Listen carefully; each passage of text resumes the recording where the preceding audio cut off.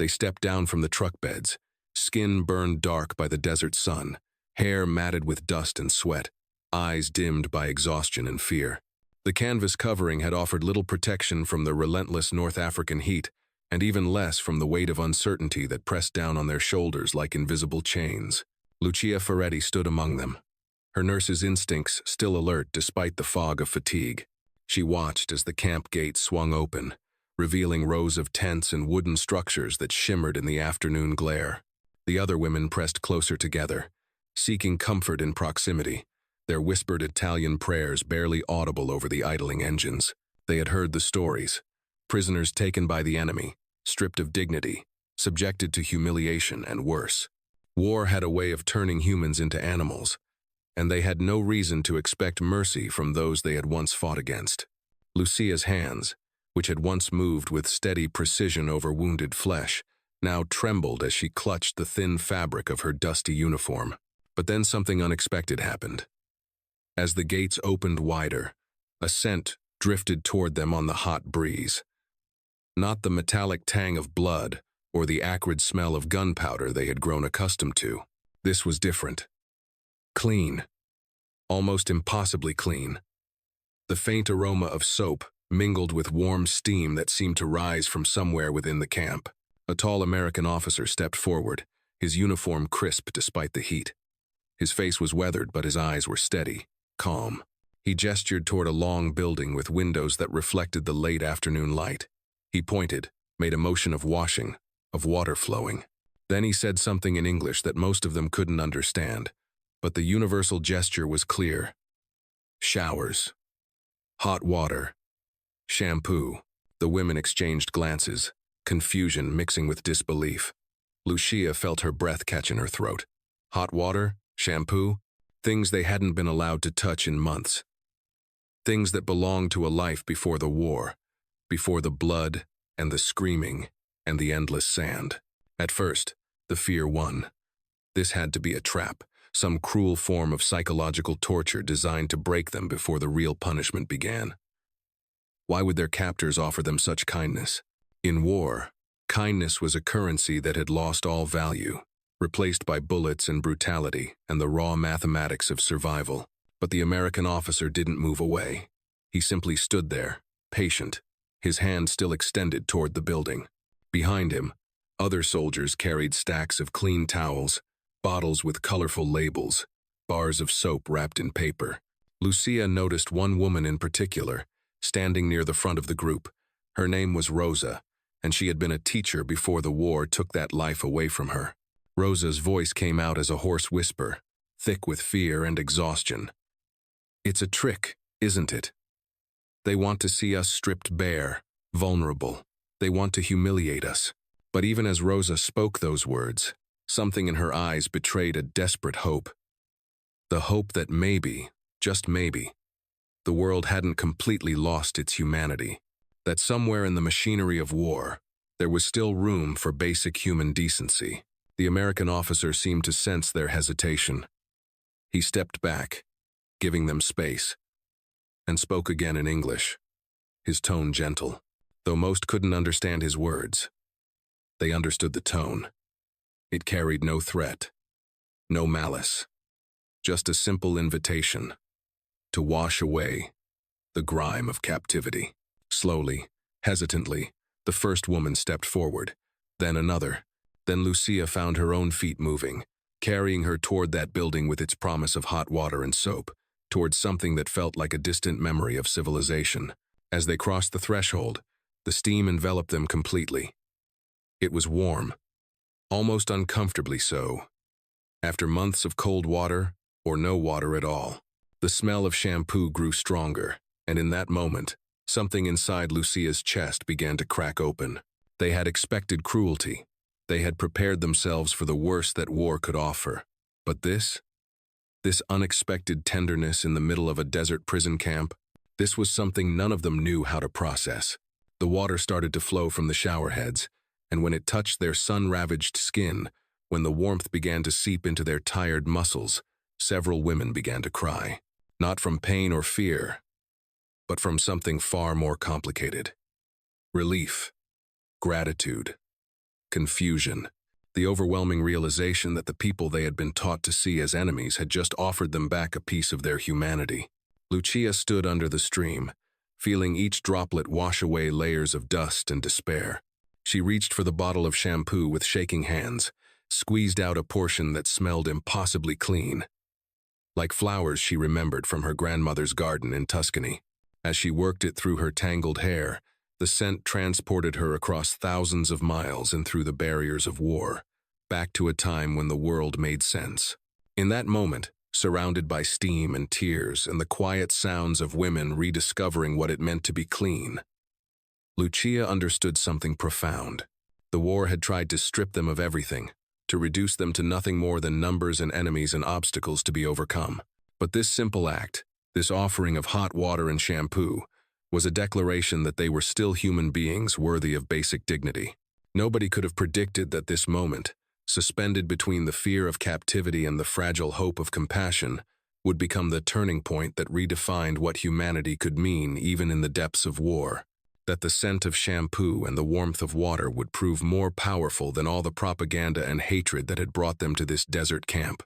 The trucks had arrived in the late afternoon, their canvas coverings flapping in the wind that swept across the North African desert with relentless monotony.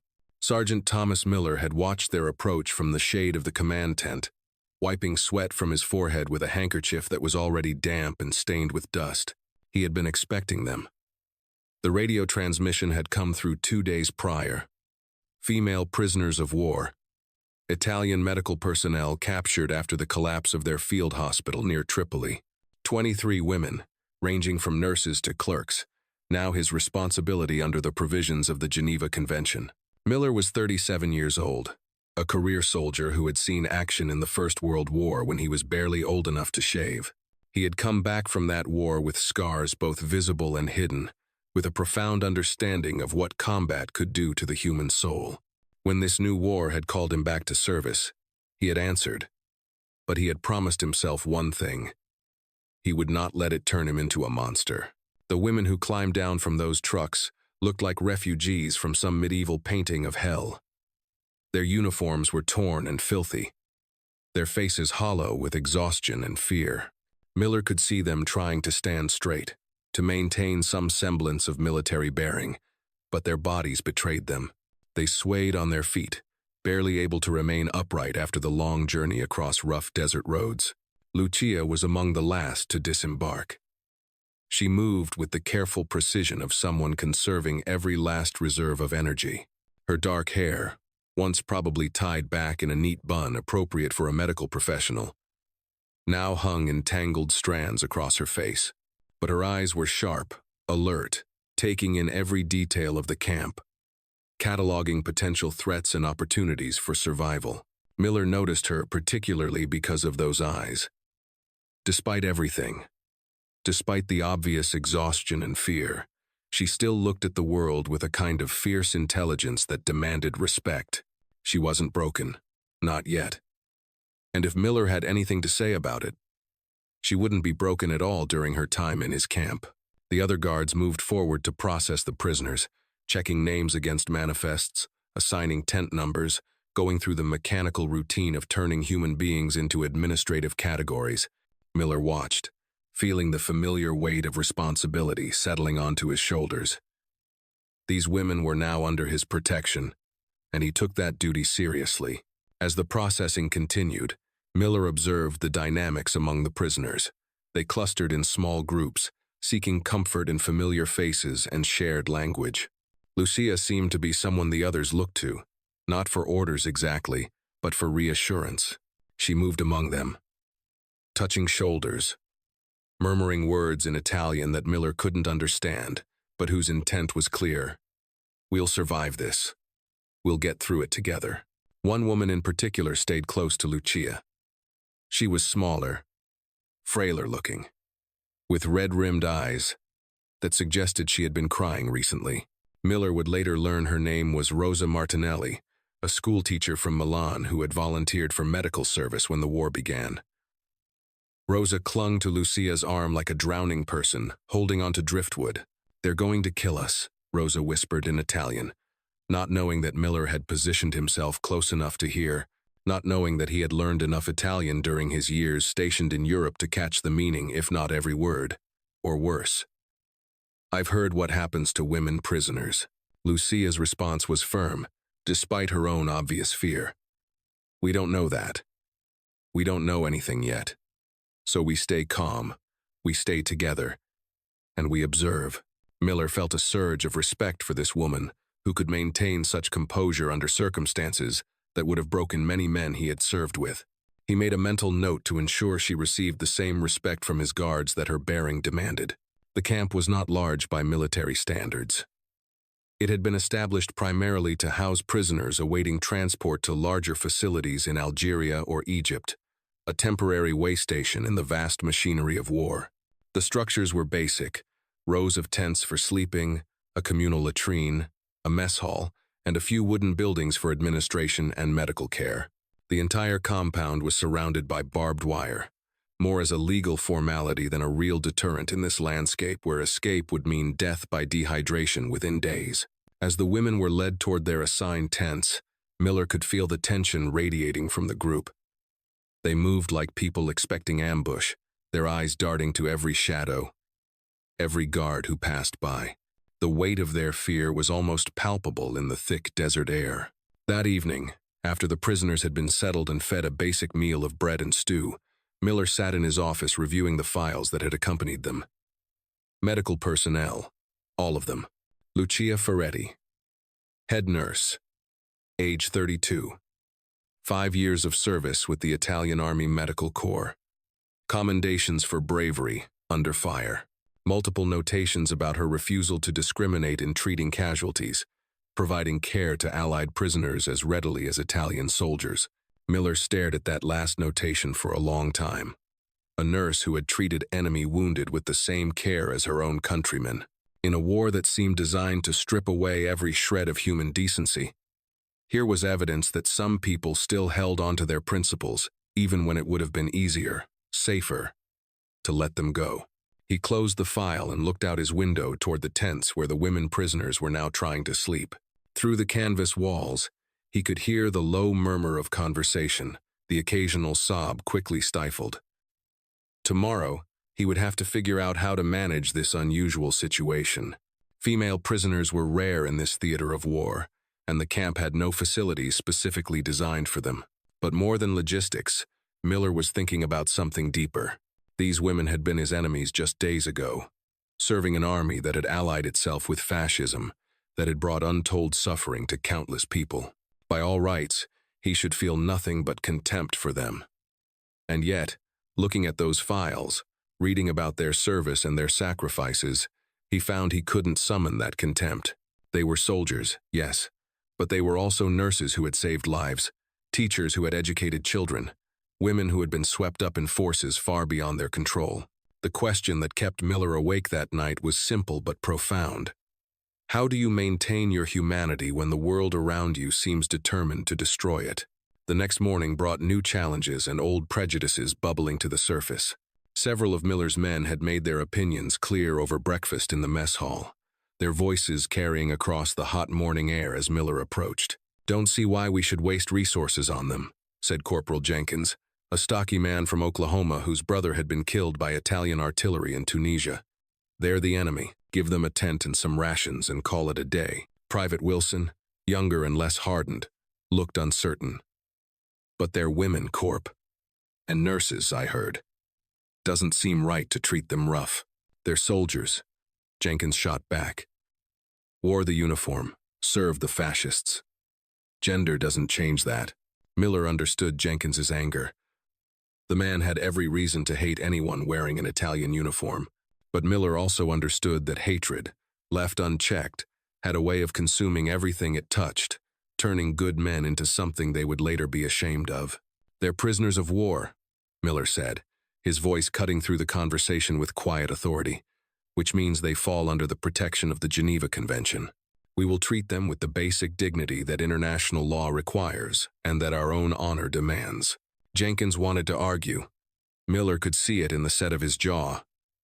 But military discipline won out, and the corporal simply nodded, though his eyes remained hard. Later that morning, Miller received the orders he had been expecting. A communication from headquarters, typed on official paper with all the proper seals and signatures, stating in bureaucratic language what Miller already knew. Prisoners of war would be treated in accordance with international law. They were to be provided with adequate food, shelter, medical care, and sanitation facilities. The memo specifically noted that female prisoners were to be housed separately and provided with appropriate accommodations for their needs. The last line was underlined: maintain standards of human dignity at all times. Miller read the order twice, then called for his logistics officer, Lieutenant Reeves, a methodical man from Connecticut who approached every problem like an engineering puzzle to be solved. We need to set up proper facilities for the female prisoners, Miller told him. Private showers, adequate supplies, everything by the book. Reeves raised an eyebrow. Showers? Sir, we barely have enough water for the regular troops. Then we requisition more. These women have been through hell. They're filthy, exhausted, and terrified. The least we can do is allow them to wash properly. Miller paused, then added, with hot water. And get some soap, shampoo, whatever the nurses in the medical tent use. Good quality stuff. Reeves looked at his commander with surprise, perhaps trying to determine if this was some kind of test. But Miller's expression was serious, brooking no argument. Sir, some of the men might not appreciate. That is, they might see it as favoritism, or, I don't give a damn what they might see it as, Miller said flatly. We're going to treat these prisoners like human beings, because that's what they are. If anyone has a problem with that, they can take it up with me personally. Over the next few hours, Miller watched as his orders were carried out. A section of one wooden building was converted into a bathing facility, partitioned off for privacy. Water tanks were filled and heating elements installed. Someone found cases of soap and shampoo from medical supplies, meant for the field hospital but repurposed for this new need. Clean towels were requisitioned from the quartermaster's stores. As the preparations continued, Miller found himself walking past the prisoner's tent. Through the open flap, he could see Lucia sitting with Rosa and several other women. They were talking in low voices, their body language tense and defensive. He caught fragments of conversation in Italian, words like trap and humiliation and dignity. They didn't trust this. Of course they didn't. In their position, Miller wouldn't trust it either. Promises from the enemy were worse than worthless. They were usually preludes to cruelty. The women had every reason to assume that any apparent kindness was just another form of psychological warfare, designed to lower their defenses before the real abuse began. Miller felt a sudden, urgent need to somehow communicate that this wasn't a trick, that his intentions were genuine. But how could he prove that? Words would be meaningless. Only actions would matter. And even then, trust would take time to build. That afternoon, when everything was ready, Miller personally went to the prisoner's tent. Lucia stood as he entered, her posture straight despite her obvious exhaustion. The other women rose as well, watching him with wary eyes. The bathing facilities are ready, Miller said in English, gesturing toward the wooden building. Hot water, soap, towels. Take your time. He knew most of them didn't understand his words, but Lucia's eyes showed recognition. She had at least some English, enough to catch the meaning. She translated for the others in rapid Italian, and Miller watched as disbelief spread across their faces. One woman laughed, a bitter sound devoid of humor. Another shook her head, clearly thinking this was impossible. Rosa gripped Lucia's arm tighter, her knuckles white with tension. It's not a trick, Miller said, looking directly at Lucia. You have my word. For a long moment, Lucia held his gaze. She was weighing him, judging his sincerity, trying to see beneath the uniform to the man underneath. Miller stood still, letting her look, hoping that somehow she could see that he meant what he said. Finally, Lucia nodded. She turned to the other women and spoke in Italian, her voice steady despite the tremor of uncertainty that ran beneath it. Whatever she said seemed to give them courage, or at least enough courage to take this leap of faith. They filed out of the tent slowly, a ragged procession of exhausted women moving toward the bathing building, with the hesitant steps of people who had forgotten what it meant to hope for something good. Miller walked ahead, showing them the way, acutely aware of how vulnerable they must feel, how every instinct must be screaming at them to run, to refuse, to protect themselves from whatever new horror this might turn out to be. He opened the door to the bathing facility and stepped aside. Inside, steam was already rising from the shower heads, which had been left running to warm up the space. The clean towels were stacked neatly on benches. Bottles of shampoo and bars of soap were arranged on wooden shelves. The women entered slowly, their eyes wide, with something that looked like shock. Lucia was among the last to enter. As she passed Miller, she paused, turned to look at him with an expression he couldn't quite read. There was still suspicion there, still fear, but also a glimmer of something else, perhaps the first small seed of trust, or at least the willingness to consider the possibility that not all enemies were monsters. Miller nodded to her and backed away, closing the door to give them privacy. He stationed himself outside, not as a guard but as a protector, to ensure that none of his men disturbed them. He could hear water running, the echo of voices inside, and then, unmistakably, the sound of crying. Not the harsh sobs of despair, but something softer, more complex. The release of tension held too long, the overwhelming emotion of unexpected kindness, the simple human response to being treated with dignity after months of being reduced to nothing more than an enemy combatant.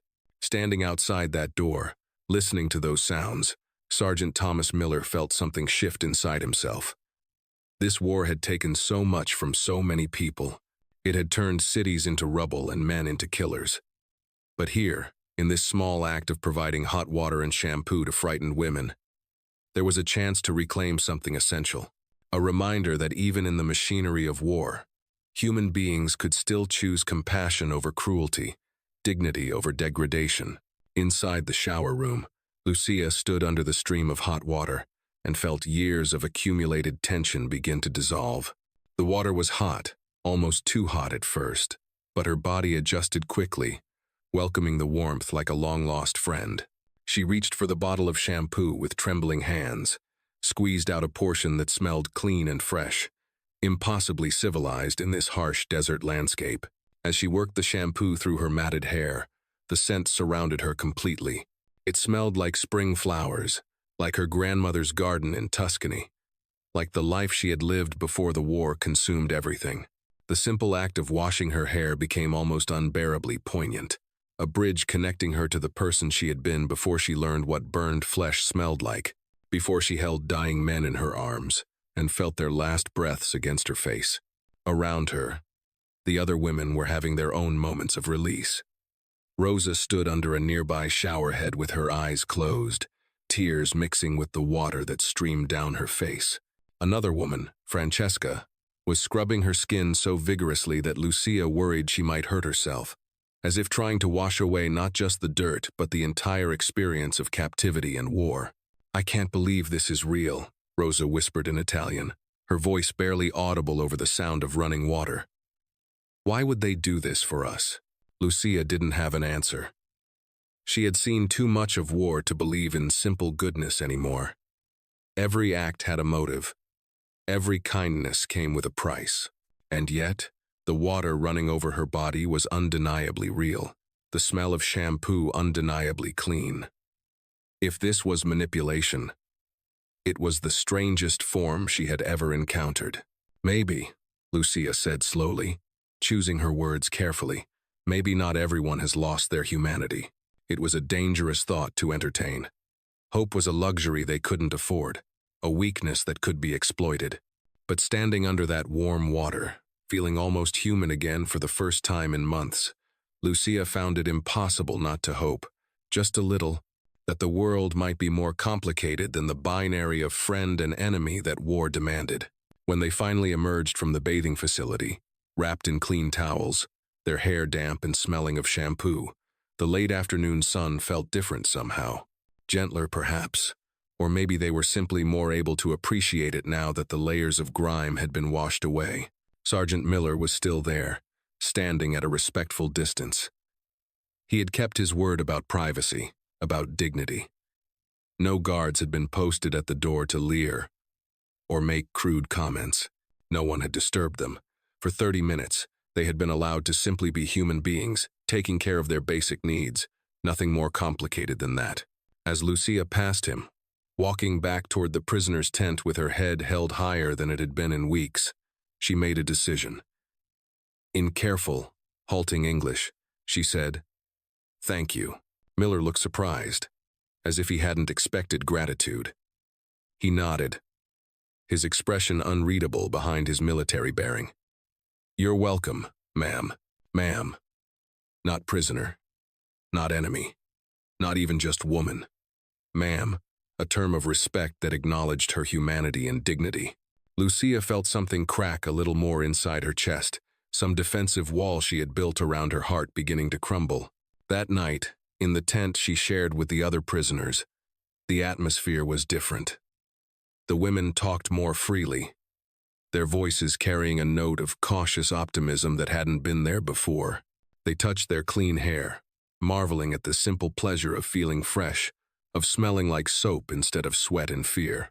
My grandmother used to say, Rosa spoke into the darkness, that you can tell a person's character by how they treat those who are completely at their mercy. No one responded immediately, but Lucia knew they were all thinking the same thing. The Americans had them completely at their mercy. By all the rules of war and power, they could have done anything. But instead, they had offered hot water and shampoo. It was such a small thing, and yet it felt monumental. A gesture that spoke volumes about what kind of men they were dealing with. "We're still prisoners," Francesca said, ever the pragmatist. "Clean prisoners, but prisoners nonetheless." "Yes," Lucia agreed. "But maybe being a prisoner doesn't have to mean losing everything that makes us human." Outside the tent, the desert night was cold, the stars brilliant in the clear sky. Somewhere in the distance, a guard called out the hourly watch report. The war continued, indifferent to these small moments of humanity that flowered in its shadow.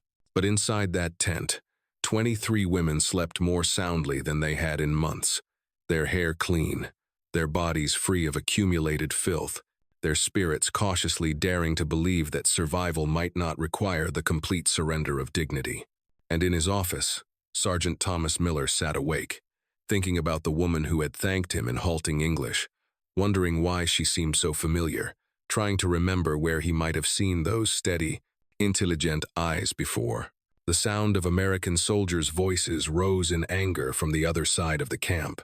Lucia, who had been hanging clean laundry in the weak morning sun, paused to listen.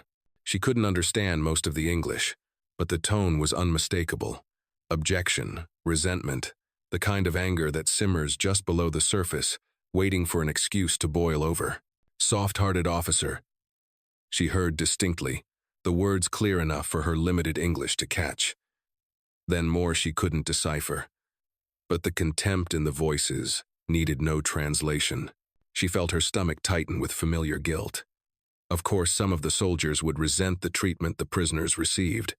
They had lost brothers, friends, comrades to Italian bullets and artillery.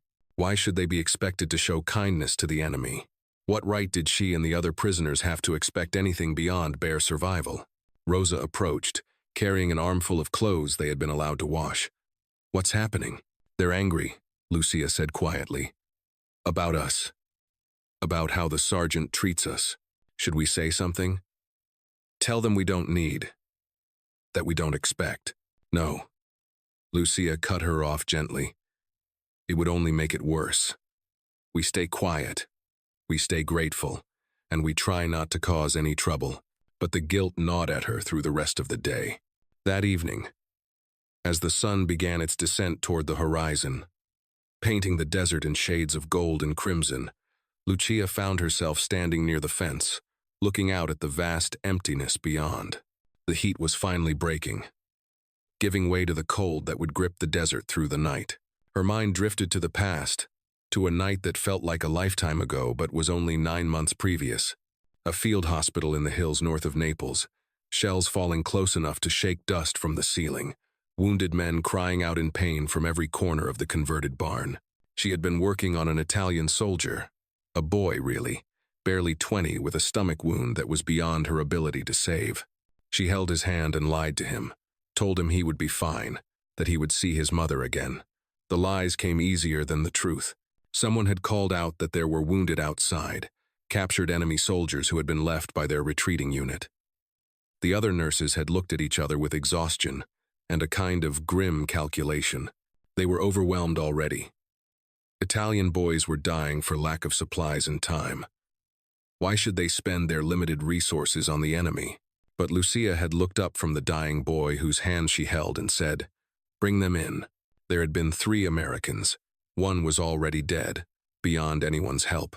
The second had a shattered leg that she amputated with a saw and a prayer, hoping the tourniquet would hold long enough for him to reach a proper surgical facility.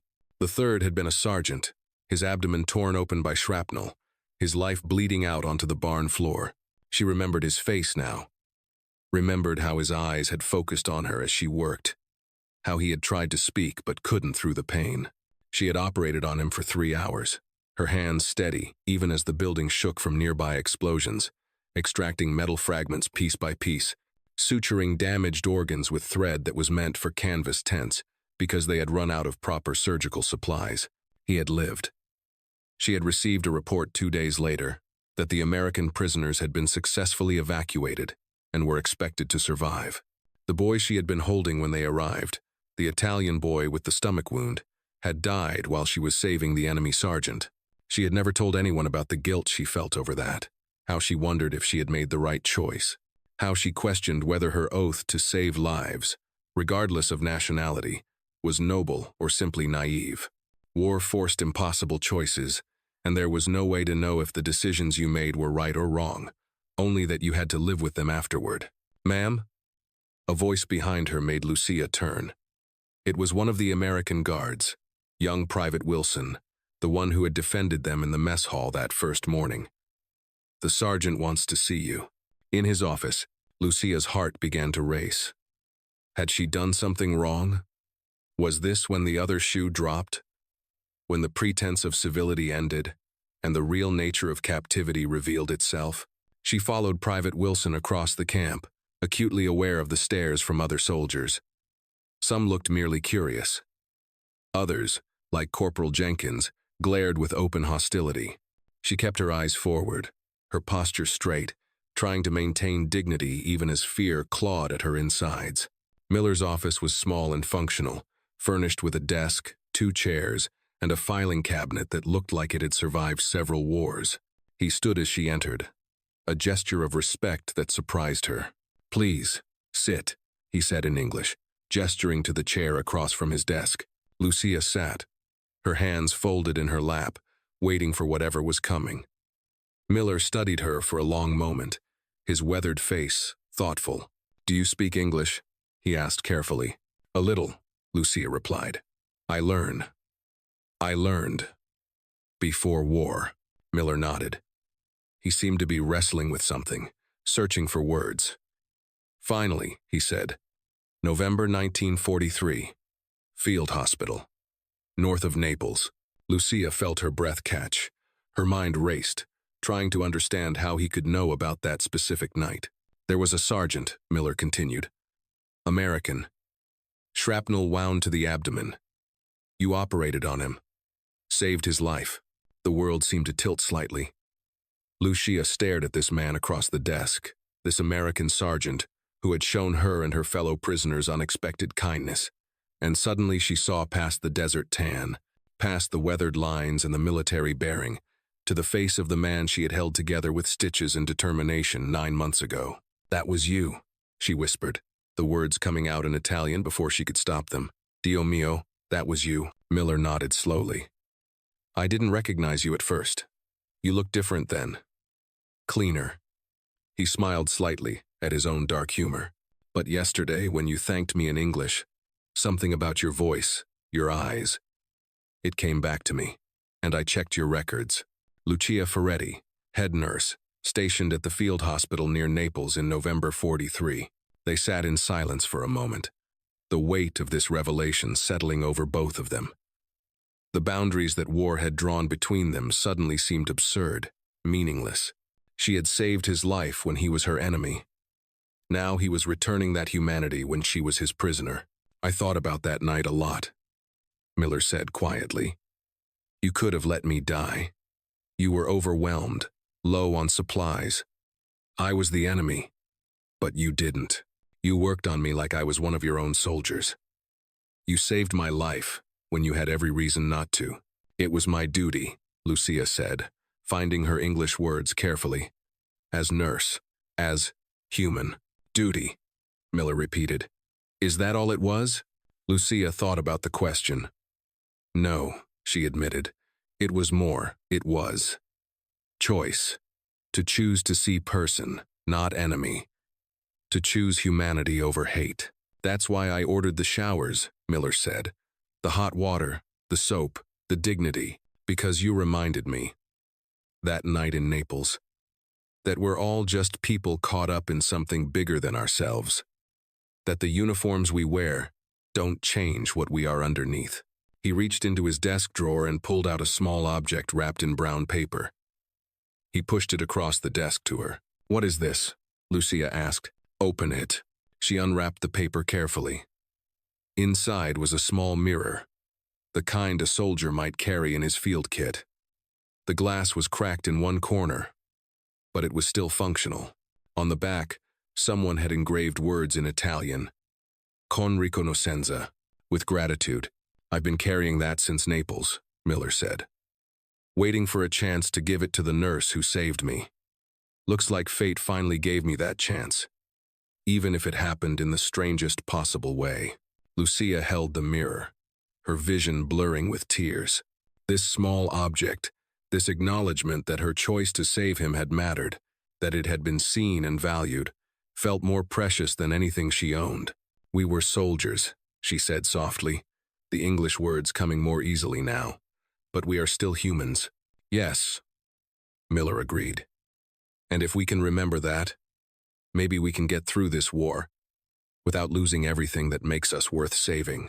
The conversation that followed was brief but profound. They spoke about the war, about the impossibility of maintaining humanity in the face of so much death, about the choices they had both made, and the weight of those choices. They talked about home, about the lives they hoped to return to when this was all over, about whether the world they knew before would still exist when the guns finally fell silent. When Lucia left Miller's office an hour later, she walked with her head high, the small mirror tucked safely in her pocket. The other prisoners noticed the change in her immediately. The fear that had shadowed her eyes since their arrival was still there, but it was joined now by something else. Understanding, connection, the knowledge that even in war, even in captivity, humanity could still find ways to bridge the chasms that divided people. That night, she told the other women what she had learned, about the American sergeant she had saved, about the recognition, about the mirror that carried words of gratitude across 9 months and half a continent. As she spoke, she saw something shift in their expressions, a softening of the defensive walls they had built around their hearts. Maybe, Rosa said thoughtfully, maybe this is what the world looks like when people choose to remember each other's humanity. Or maybe, Francesca added, ever practical, maybe we just got lucky with who captured us. Both things could be true, Lucia thought. Luck and choice, fate and decision, all tangled together in the complex web of human interaction that war tried so hard to simplify into binary categories of friend and enemy, good and evil. Outside, the desert night wrapped around the camp like a blanket. Stars wheeled overhead in their ancient patterns, indifferent to human conflicts and human compassion alike. But inside that tent, 23 women allowed themselves to believe, just a little more, that survival didn't have to mean the surrender of everything that made life worth living. The days that followed brought subtle but significant changes to the camp. Sergeant Miller, emboldened by his conversation with Lucia and perhaps by the simple acknowledgement of their shared history, began to implement new policies that transformed the nature of the prisoners' captivity. The daily routines expanded beyond mere survival. A small section of the library tent was designated for the female prisoners, stocked with books in Italian that had been requisitioned from larger camps or confiscated from captured supply depots. Someone found an old gramophone and a collection of records, including several Italian opera recordings that made the women weep with homesickness and joy in equal measure.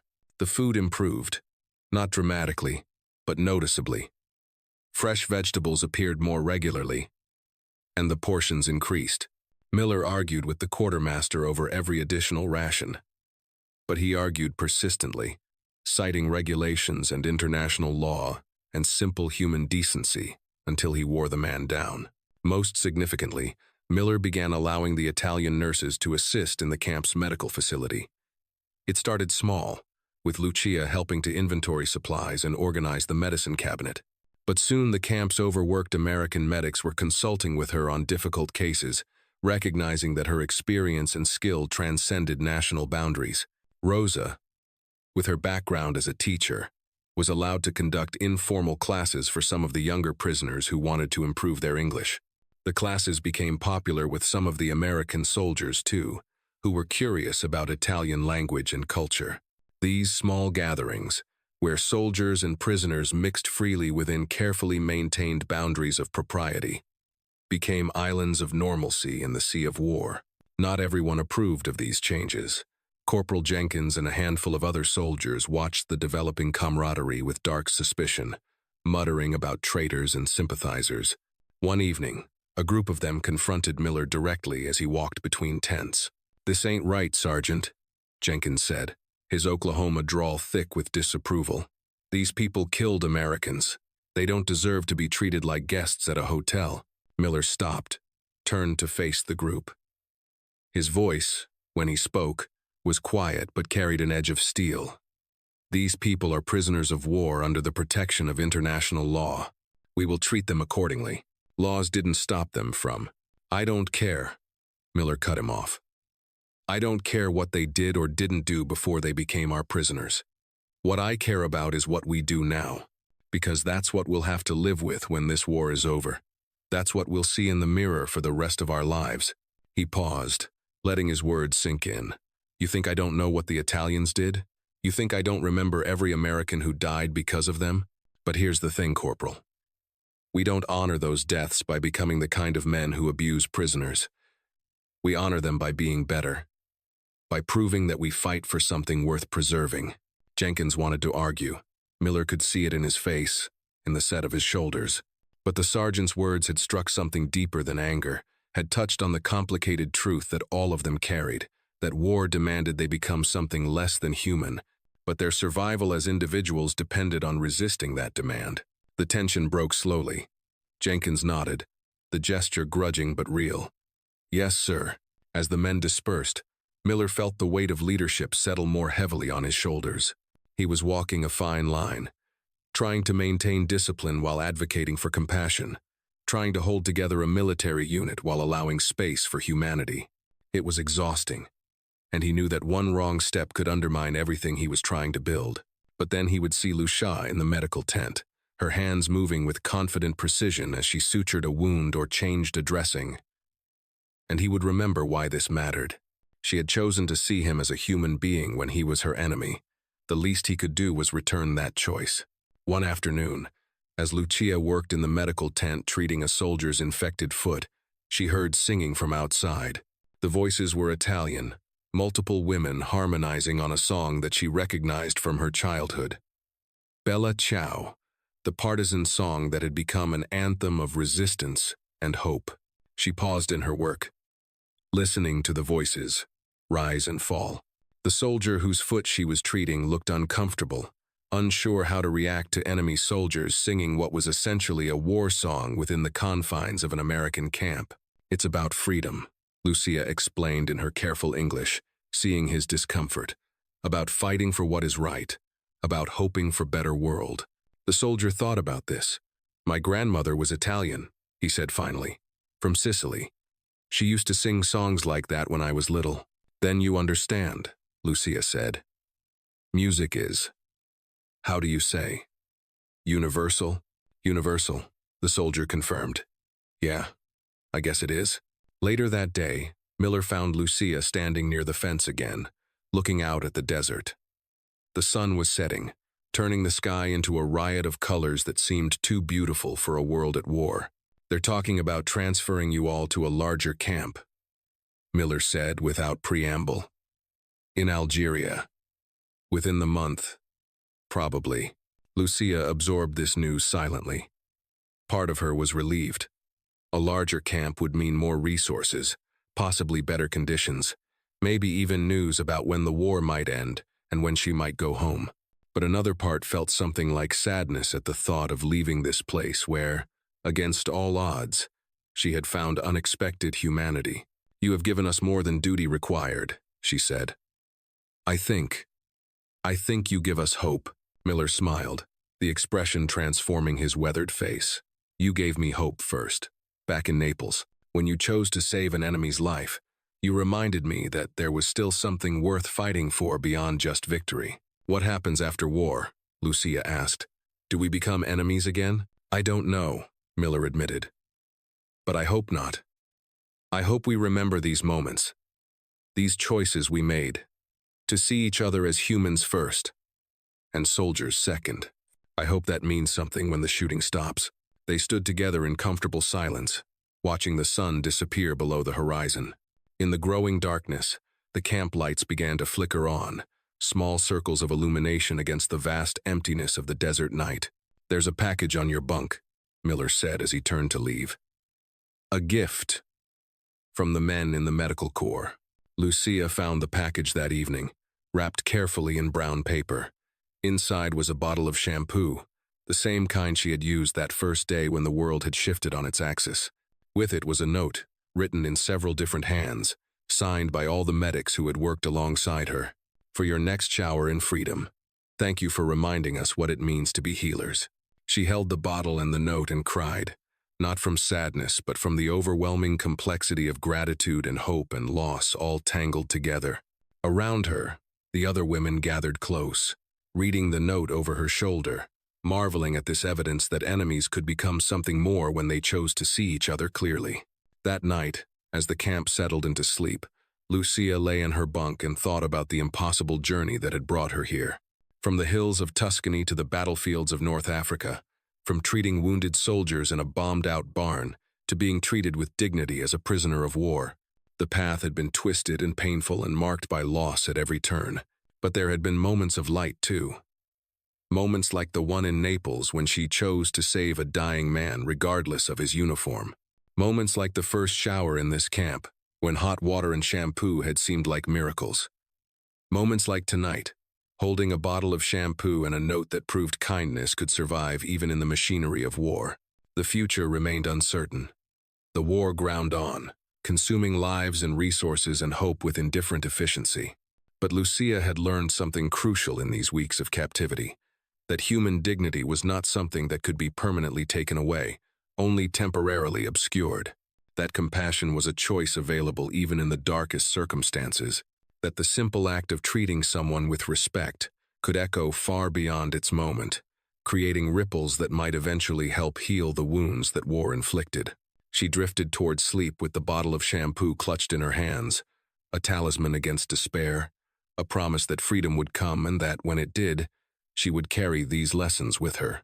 That she would remember the American sergeant who repaid a life debt with dignity, who proved that enemies could become something more complicated and more hopeful than war allowed for. In his office, Sergeant Thomas Miller sat at his desk, writing a letter he would never send. It was addressed to no one in particular, just his thoughts committed to paper. A way of processing the strange situation he found himself in. "I've learned something here in the desert," he wrote. "I've learned that humanity is not a finite resource that we must hoard and protect from our enemies. It is, instead, something that grows when shared, that multiplies when given freely, that becomes stronger when extended even to those we're supposed to hate." He paused, pen hovering over paper. "The war will end someday. I'll go home, back to whatever remains of the life I left behind, and I'll carry this time with me. These weeks when I had the chance to repay a life debt not just to one woman but to all the women under my care. When I chose, day after day, to see prisoners not as enemies but as human beings deserving of basic dignity." He finished the letter and tucked it into his journal, another entry in the long record of his war. Outside, the desert night was cold and clear, the stars brilliant overhead, unchanged by human conflicts and human compassions alike. But inside the camp, in the small spaces between duty and discretion, something was changing. A story was being written that would outlast the war, that would be remembered long after the battles were forgotten. A story about hot showers and shampoo, about the choice to preserve dignity even in captivity, about the stubborn persistence of humanity, even in the face of forces designed to destroy it. The weeks passed with surprising speed. The routines of camp life became familiar, almost comfortable. The Italian prisoners integrated more fully into the daily operations, their skills utilized, their humanity acknowledged. The initial hostility from some of the American soldiers softened, not entirely but noticeably, as familiarity replaced abstraction. Then, on a morning that seemed like any other, the announcement came. The war in North Africa was over. The Axis forces had surrendered, and soon, very soon, the prisoners would be processed for return to Italy. The news sparked a complex mixture of emotions in the camp. Relief that the fighting had ended, at least in this theater. Uncertainty about what came next. About what they would find when they returned home. About how a defeated nation would rebuild itself. For Lucia and the other women, it meant the end of their captivity. The beginning of whatever came next. They would be transferred to a processing center, given new papers, eventually put on ships that would carry them back across the Mediterranean to whatever remained of their homeland. On the last evening before the transfer, Miller called Lucia to his office one final time. She came, as always, with her quiet dignity intact despite everything she had been through. "I wanted to say goodbye properly," Miller said. "To thank you, again, for what you did in Naples. And to give you this." He handed her a small package. Inside was a bottle of shampoo, identical to the one the medics had given her, and a handwritten note. "For your next shower," the note read, "in freedom. May you find peace, and may the world be kinder to you than war has been." Lucia held the bottle and the note, her vision blurring. "I will never forget," she said, "what you do here, how you choose to see us as humans, not just enemies. This will stay with me always." "I hope it stays with all of us," Miller replied.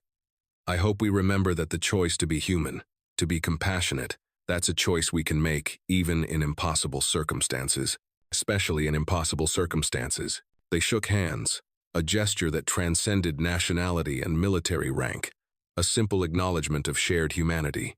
Then Lucia left his office for the last time, walking back to the tent where the other women were preparing for departure. That night, the Italian women sang one last time. Not Bella Ciao with its themes of resistance and defiance, but older songs, folk songs about home and family and the simple joys of life beyond war. The American soldiers listened from their tents, and some found themselves humming along to melodies that needed no translation. The next morning, the trucks arrived to transport the prisoners to the processing center. As the women climbed aboard, Lucia looked back one last time at the camp that had been both prison and sanctuary, hell and haven, depending on the moment. She saw Sergeant Miller standing near his office, watching them depart. He raised his hand in a simple wave, and she returned it, knowing that this moment would stay with her for the rest of her life. That decades from now, when the war was a distant memory and the world had moved on to new conflicts and new crises, she would still remember the American sergeant who chose compassion over cruelty, who repaid a life debt with dignity. The trucks pulled away, raising clouds of dust that obscured the camp behind them. The women fell silent, each lost in their own thoughts about what lay ahead. But Lucia clutched the bottle of shampoo in her hands, a tangible reminder that even in the darkest times, humanity could survive. That kindness was not weakness, but strength. That the simple act of treating someone with dignity could echo across years and borders and the vast distances that war tried to impose between human hearts. 20 years later, in a small apartment in Florence, an older woman sat by a window with her granddaughter. The afternoon sun streamed through the glass, illuminating dust motes that danced in the air like tiny stars. "Tell me the story again, Nonna," the girl said. About the war. Lucia, now in her 50s, her hair gray but her eyes still sharp, smiled. On the windowsill beside her was an old bottle of shampoo, nearly empty but carefully preserved. Which story do you want to hear, Bambina? The one about the shower. About the American soldiers. Lucia nodded slowly. She had told this story many times over the years, to anyone who would listen, not because it was extraordinary in the grand scheme of the war, but because it was extraordinary in its ordinariness, because it proved that even in hell, small acts of heaven were possible. We were prisoners, she began, her voice taking on the rhythmic quality of a well-practiced tale. Dirty, exhausted, expecting the worst that humans could do to each other. But when the gates opened, we didn't find cruelty. We found something much more powerful. We found compassion. She picked up the bottle of shampoo, held it up to the light so it glowed amber in the sunday. This bottle was a gift. It reminded me that being human is a choice we make every day, in every interaction. That treating someone with dignity costs nothing but means everything. Was the American sergeant a good man, Nana? Lucia thought about the question.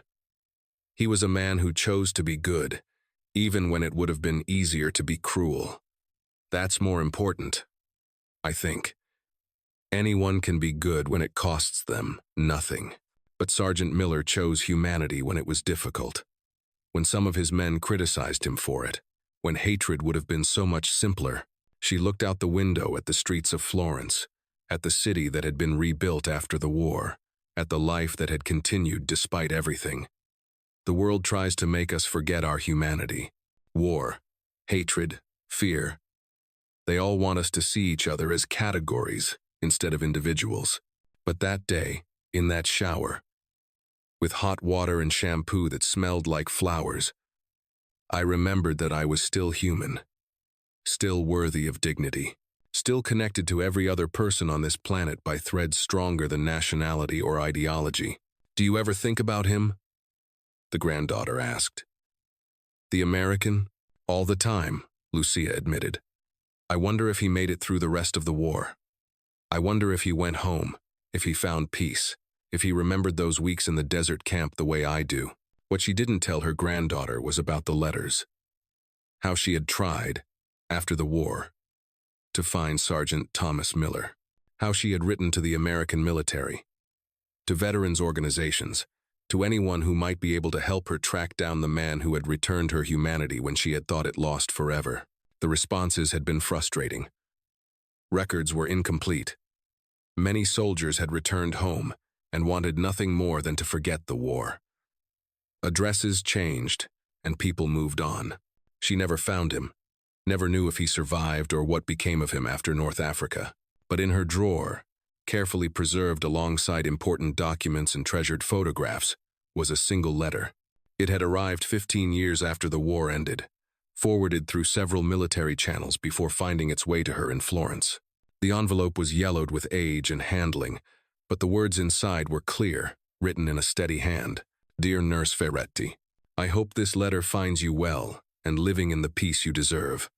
I've thought often of our time in the desert, of the strange circumstances that brought us together twice in the chaos of war. I wanted you to know that those weeks changed me.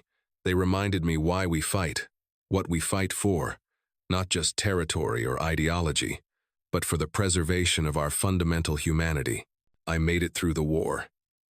I'm home now in Kansas, working as a school teacher, trying to give young people some understanding of the world beyond their small town. I tell them stories sometimes, about the war, about the lessons I learned. I tell them about an Italian nurse who saved my life when she had every reason to let me die, about female prisoners who sang opera in a desert camp, about the transformative power of hot water and dignity freely given. Thank you for saving my life in Naples. But thank you more for saving something deeper than that. You saved my belief that humans can be better than our worst moments, that compassion is not weakness, that the choice to see another person's humanity is the most important choice we ever make. I've kept the memory of those weeks with me like a talisman against cynicism. When the world seems dark, when people disappoint, when the news is full of hatred and division, I remember a tent in the desert where former enemies chose to be human together. I hope you found your way home. I hope your life has been good. I hope you know that your choice to be compassionate, to be human, echoes far beyond the moments when you made it. With deep gratitude and respect, Thomas Miller. Lucia had read that letter 100 times, maybe more. She had cried over it, smiled over it, drawn strength from it in difficult moments. It was proof that those weeks in the desert had mattered, that small acts of humanity could ripple out across decades and distance.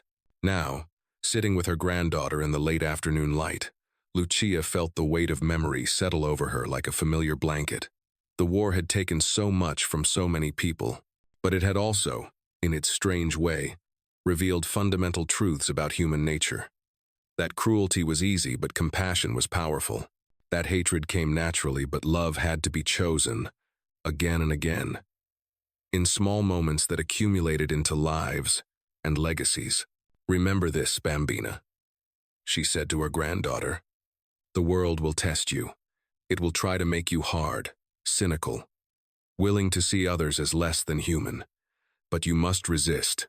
You must choose, every day, to see the humanity in every person you meet. Because that choice, that simple choice, is what separates us from the darkness. The granddaughter nodded solemnly, not fully understanding but sensing the importance of her grandmother's words. Someday, when she was older, when the world had tested her, and she had faced her own moral choices, she would remember this moment. She would remember the old bottle of shampoo on the windowsill, the story of hot water in a desert camp, the lesson that dignity freely given could echo across generations.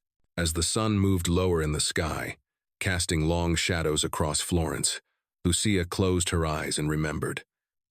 The heat of the desert, the smell of soap and shampoo, the feeling of warm water washing away not just dirt but despair.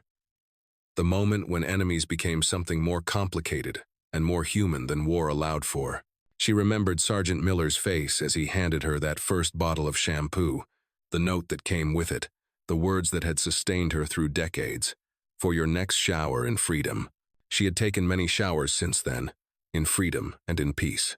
But none had ever felt quite as transformative as that first one, when hot water and human kindness had combined to remind her that she was still alive, still human, still connected to the great web of human experience that transcended nationality and ideology and war. The bottle on the windowsill caught the last rays of sunlight, glowing like amber, like a small beacon of hope preserved across the years. It was nearly empty now, just a few drops left of the shampoo that had once smelled like flowers and freedom. But Lucia had never been able to throw it away. It was more than a bottle, more than a container for soap. It was a symbol of everything humans could be when they chose compassion over cruelty, dignity over degradation, humanity over hatred. As darkness fell over Florence, as the city lights began to flicker on across the ancient streets, Lucia sat by her window and remembered. And in remembering, she kept alive the story of a moment when the world, for just a little while, had been better than it had any right to be. When hot water and shampoo had become instruments of healing, when enemies had chosen to see each other as humans, when small acts of kindness had echoed across decades like prayers or promises. She would tell this story as long as she lived, would pass it down to her granddaughter and to anyone else who would listen. Because stories like this needed to be remembered, needed to be told and retold until they became part of the collective memory of what humans could be at their best. The war was over. The soldiers had gone home. The camps had been dismantled and forgotten. But the choices made in those camps, the humanity preserved in the face of forces designed to destroy it, those things endured. They endured in bottles of shampoo kept on windowsills, in letters carefully preserved in drawers, in stories told to granddaughters on quiet afternoons.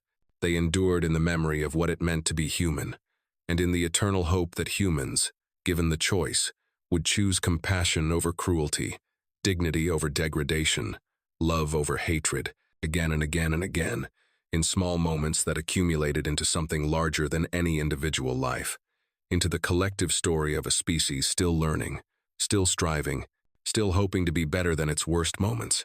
And so the story lived on, passed from grandmother to granddaughter, from memory to hope, from past to future, a small light against the darkness, a reminder that even in war, even in captivity, even in the depths of despair, the human spirit could still choose kindness, could still choose to see the humanity in every face, friend or enemy, and in seeing it, preserve it for generations yet to come.